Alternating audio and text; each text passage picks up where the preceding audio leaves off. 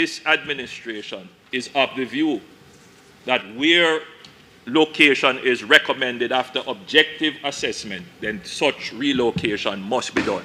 Prime Minister Andrew Holness in Parliament on Tuesday following severe flooding to communities from Tropical Storm Eta. We'll have more as he urged residents not to destroy protective barriers along the shoreline for their own safety. Fisherfolk were also affected by heavy rainfall and support has been provided for them.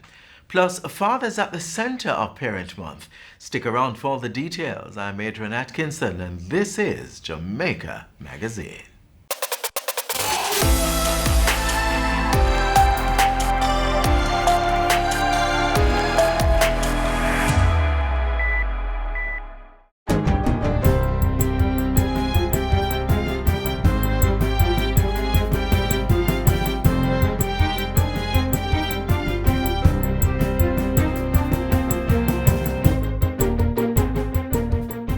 Good day, I'm Theodore Henry, and this is your JIS News for Thursday, November 12th.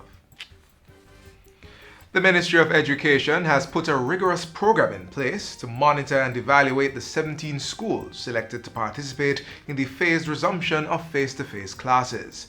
Minister Favour Williams says the intense monitoring and assessment mechanism is being rolled out over the course of the 2-week pilot. This evaluation will be conducted to determine the extent to which the reopening of 17 schools during the COVID-19 pandemic for a period of 2 weeks was done efficiently. It aims to facilitate evidence-based decision-making to determine the successes and highlight further considerations that need to be given to the full and/or partial resumption of face-to-face instruction for the education system as a whole. Minister Williams was making a statement during this Tuesday's sitting of the House of Representatives. As part of the evaluation, she says the ministry's Planning and Development Division will seek responses from all students and teaching staff in the 17 schools using electronic questionnaires. After a one-day delay caused by the recent flood rains, the schools began their face-to-face classes on Tuesday. The participating primary and secondary schools are located in the parishes of Clarendon, St. Anne, St. Elizabeth, St. James, Manchester, Westmoreland, Portland, and St. Thomas. Meanwhile, Brampton Primary School in Trelawney is one of the latest beneficiaries of government's Tablets in Schools program. 45 tablets were handed over to the institution on Friday to benefit grades 4 to 6 students who are registered on the Program of Advancement through Health and Education, PATH. Education Minister Favour Williams says government is also taking steps to make data plans more affordable for students without internet access. We know that the tablets in and of themselves are not the be-all and end-all. You must have connectivity to really use them well. The data plans have to be affordable, and we are talking with the providers to see how best we can get them to roll out affordable data plans. She promised that Brampton Primary would receive internet service before the end of November. I know that Brampton Primary is lacking in internet connectivity. And I want to say to Brampton, you're on our list of 100 schools for internet connectivity. The Ministry of Justice is looking at how to implement a ticketing system under the Disaster Risk Management Act, where persons who breach the legislation will be fined and issued a ticket. Justice Minister Delroy Chuck says the act requires amendments as it relates to breaches for the outlined COVID-19 protocols. When people breach the protocols, breach the various instructions that have been given in terms of mask wearing, social distancing, no gathering, no break of the curfew, what penalties will be imposed. And we're looking at a ticketing system where if you don't wear masks, or if you break the curfew, the fine will be X $1,000. The minister was speaking at a JIS think tank on Tuesday. He said other pieces of related legislation were also being reviewed, including the Emergency Powers Act, the Public Health Act, and the Quarantine Act. In the meantime, Health and Wellness Minister Dr. Christopher Tufton says government's COVID-19 response in vulnerable communities and entities continues to yield favorable results. Dr. Tufton says results from samples in the prison population found 394 negative and 39 positive cases among inmates, with only 2 active cases currently. I think we are making progress in terms of our prison population. 54 staff members have tested positive with only 3 active cases currently and 141 negative. As it regards the recent outbreak at the Missionaries of the Poor charity facility, Dr. Tufton says the health team continues to manage the situation fairly well, adding that the treatment and response was encouraging. As for Raytown in Kingston, which has been under quarantine, the health minister says the situation there has improved favorably. It does point to a direction where we could lift or certainly recommend the lifting of the quarantine measures, and that's positive. At the Cornwall courts in St. James, there are 14 active cases. Public health officials have distributed 1,497 health education material and engaged more than 4,000 persons. The second batch of fellows under the Jamaica House Fellowship Program have been installed. The program, which is the brainchild of Prime Minister Andrew Holness, seeks to attract young people to be a part of the civil service. Selected participants are given a 2-year internship with government ministries, agencies, and departments, with the possibility of gaining full-time employment at the end of the internship. At Wednesday's orientation, Prime Minister Andrew Holness charged the 7 fellows to use their exposure to make their mark in the public service. What we are interested in is creating entrepreneurs. We want you to come into the organization, understand the rules, respect the history and tradition, but at the same time, figure out how we can look towards improving those rules, re-engineering those processes to become more efficient. And finally, Education Minister Favour Williams has expressed condolence to the families of 4 children who passed away over the past few days. The 4 youngsters are 13-year-old Jadan McLean, who attended Brownstown High School, 14-year-old Marcus Garvey Technical High student Rihanna Howard, 9-year-old Alifia Timbowala of St. Jude's Primary, and 5-year-old DeAndre Jaden Peterkin, who was a student at Providence Basic School. Minister Williams says the ministry has been in touch with the families to offer psychosocial support. Death of our children is never easy, and so we mourn for these children as though they were our own. In fact, Madam Speaker, they are our own children, our nation's children. May their souls rest in peace. The minister expressed her condolences during this week's sitting of the House of Representatives. And that's it for JIS News today. I'm Theodore Henry. Thanks for watching.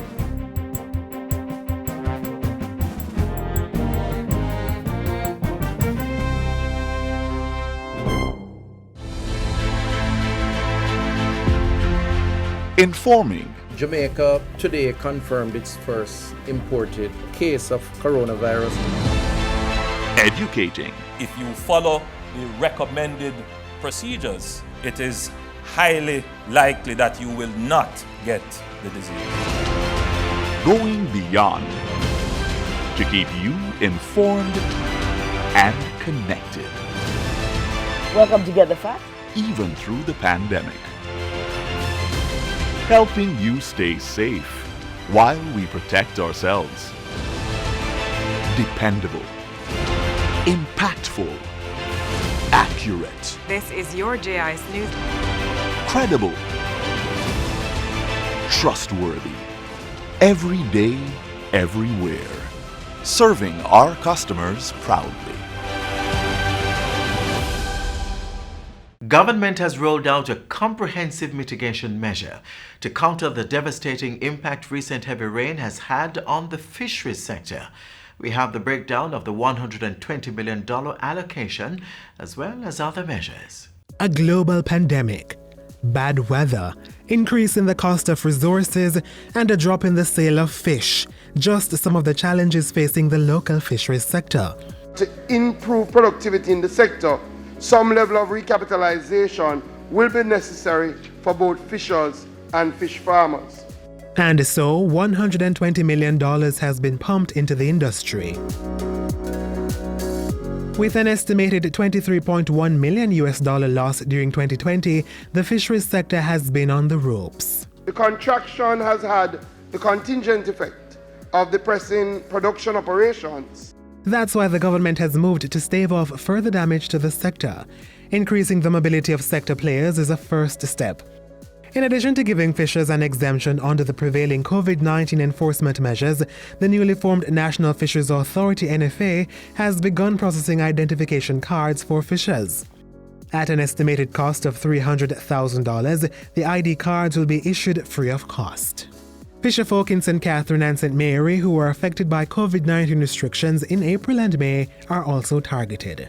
260 fishers from St. Catherine and St. Mary will receive grants in the form of vouchers totaling $8 million. $67 million in grant vouchers will be disbursed to 4,740 licensed fishers across 137 fishing communities.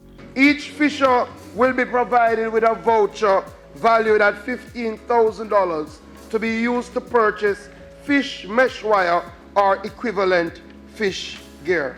$30 of $67 million will be distributed by members of parliament, while the rest will be issued by the National Fisheries Authority. Fish farmers in aquaculture production areas who had challenges procuring feed and fish fingerlings will receive grants in the form of vouchers totaling $20 million.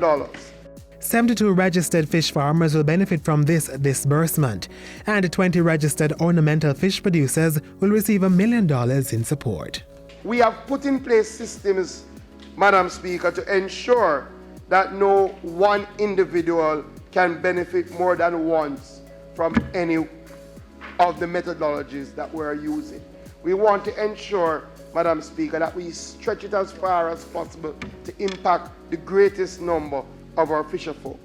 And while a strategy is being developed for industrial fishers, the ministry has been pursuing a $20.5 million project to place cold storage containers at strategic fishing beaches. A partnership has also been struck with the World Bank, which has resulted in the provision of an enforcement vessel, a 15-seater, a sport utility vehicle, and a Super Duty pickup truck to bolster outreach, support services, and enforcement. The sustainable development of the fisheries sector is on in earnest. The ministry, working with its technical teams and in consultation with fisherfolk across the island, is steadfast in its commitment to the sector. These benefits, Madam Speaker, and my colleague members of Parliament will flow to those who are registered and licensed. So I use the opportunity to say to my fisherfolk right across the length and breadth of Jamaica, take the opportunity to get registered, to get licensed. Once the government knows you are a part of the system, then we are here to support you.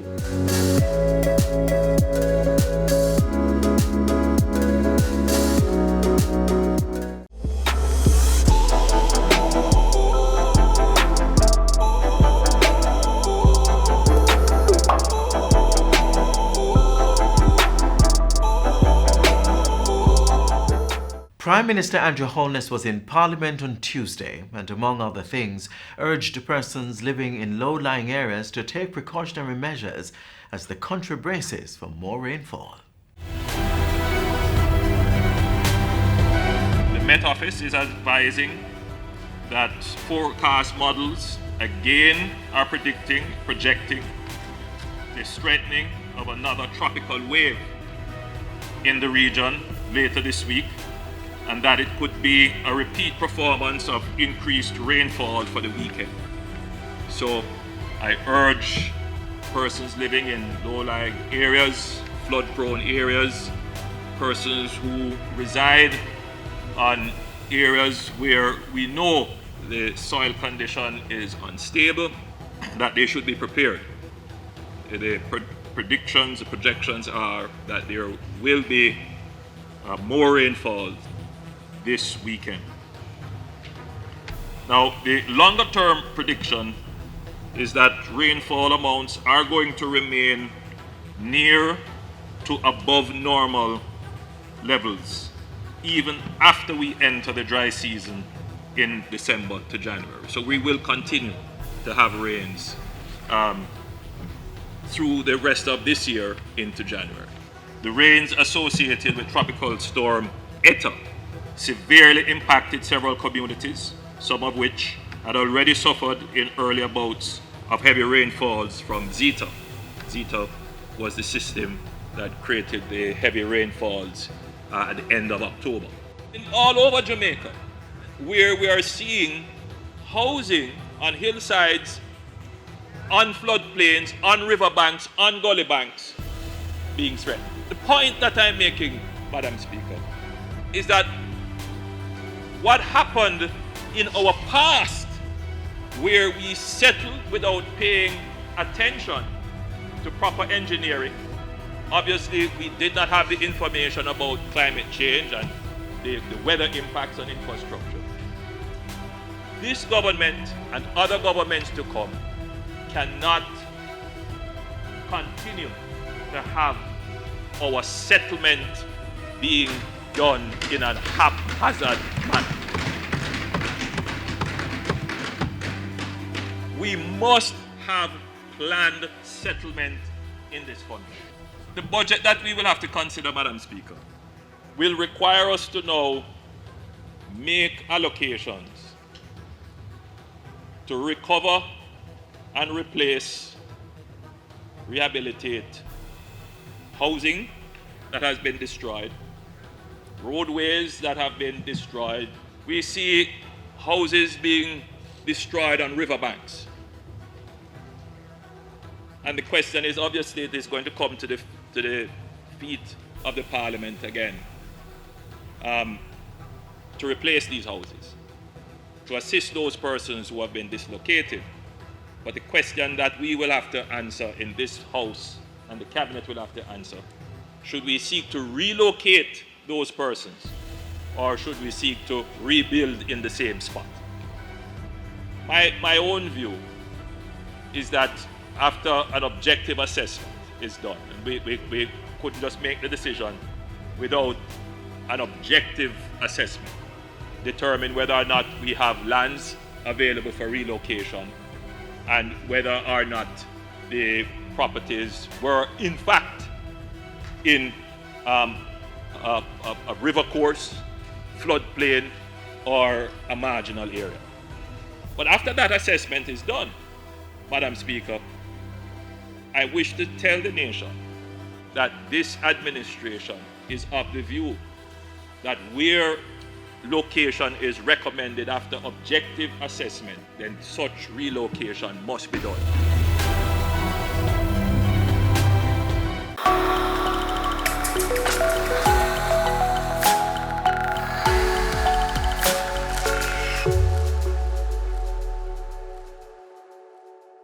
The focus of Parent Month is on fathers who are called to rise, lead, and be wise. Chief Executive Officer of the National Parenting Support Commission, Kezia Carr, tells us more.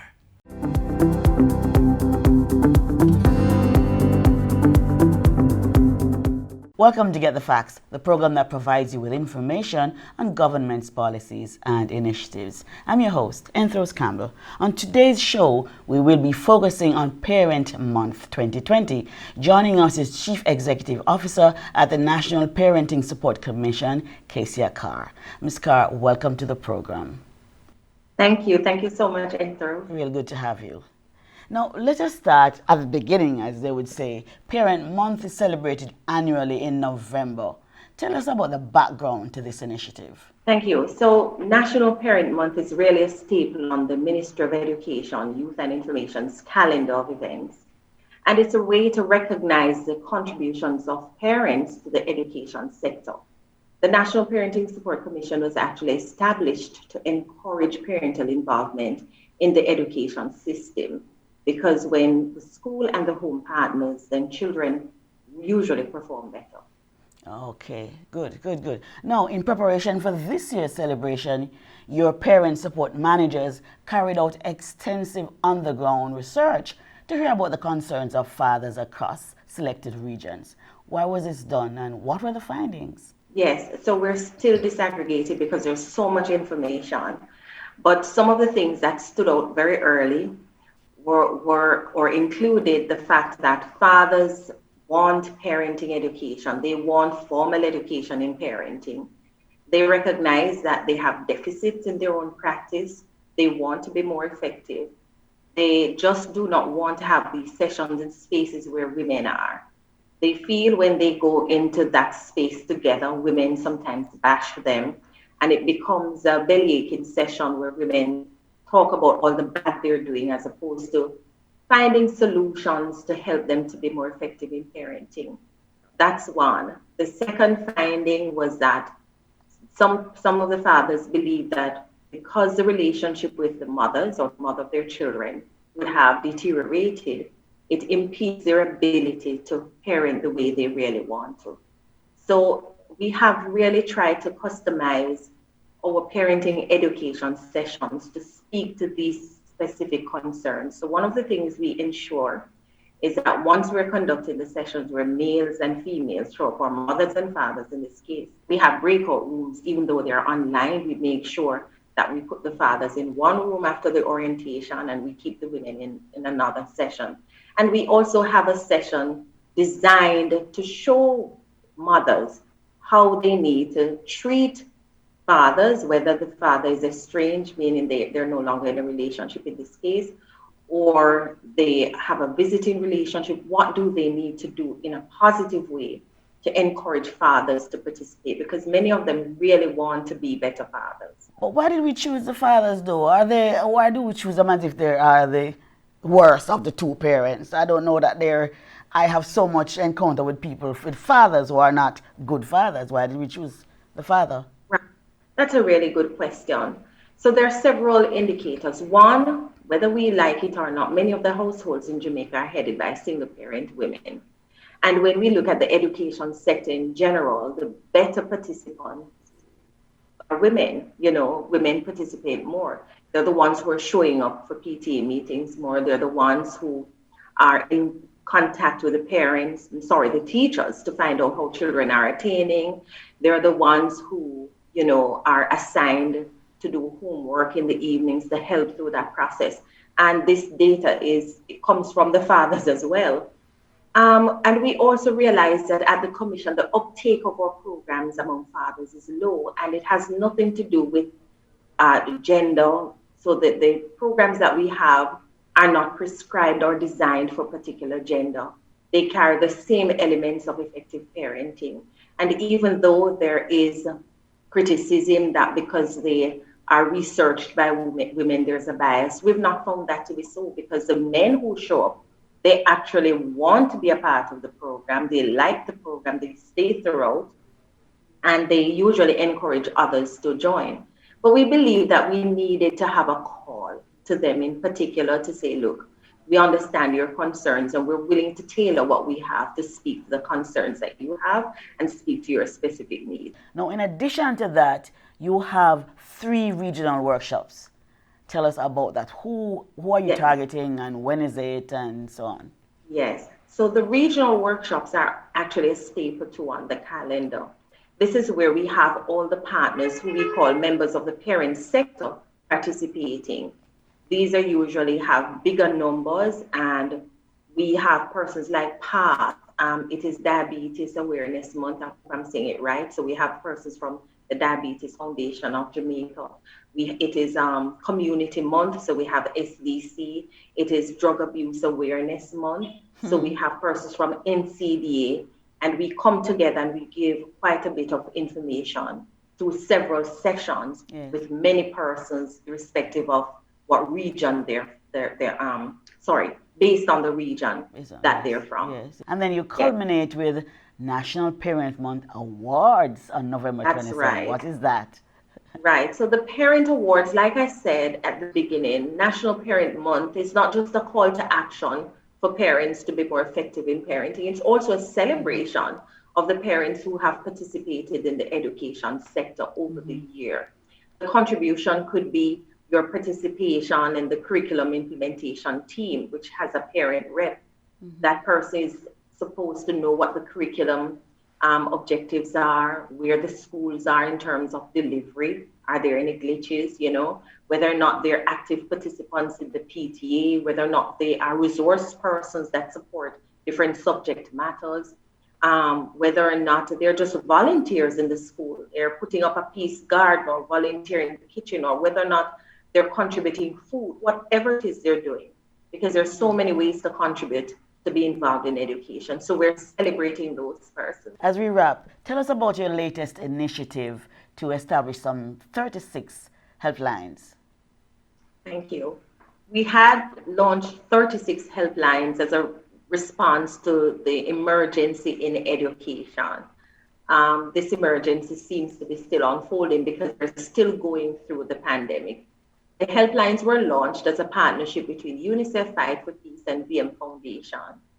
We have had a really good response. I'm very humbled that we've managed to help so many parents and by extension their children who have been having a difficulty, whether it is understanding what the education system is dictating at this time, whether it is they did not hear from their path representative, they didn't know how to collect checks, whether it is they wanted food, whether it is they were just going through a rough time and needed psychosocial support.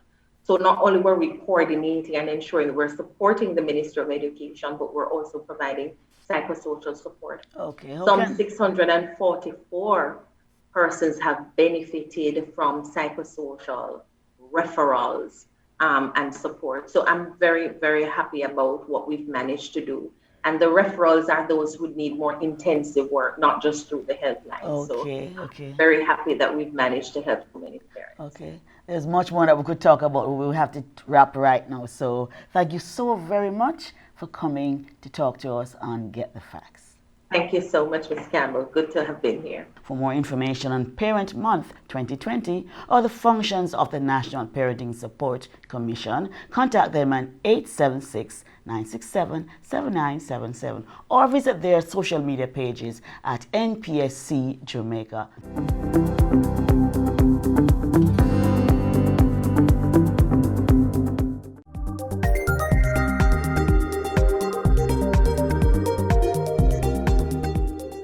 As we observe Youth Month, we showcase a talented musician who has been making strides on her career path.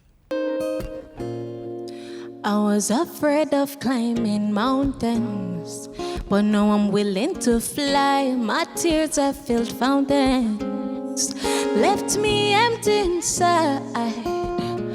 Finally it came to me, I was being my worst enemy, and the battles I've been fighting were against me. Positivity, I changed my mood, me I rock this brand new attitude, dancing to this rhythm of life. I'm a lady, so life better treat me accordingly, just like a queen wearing my crown, I deserve it. I'm a lady, so life better treat me accordingly, just like a queen wearing my crown, I deserve it, yeah. It's like I found a little secret and I can't keep it to myself. If you're looking for some answers, I hope this could help. Every new morning when you wake up, just look in the mirror and say, I'm a brand new me, ready for take on the road today. Yeah. Positivity, I change my mood, me I rock this brand new attitude, dancing to this rhythm of life.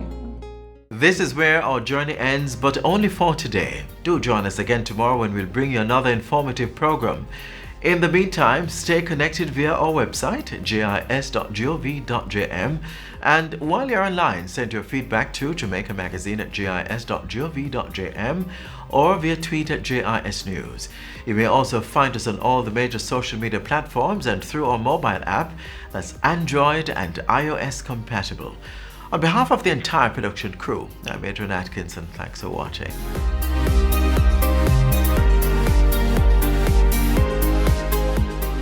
This has been a production of the Jamaica Information Service, the voice of Jamaica.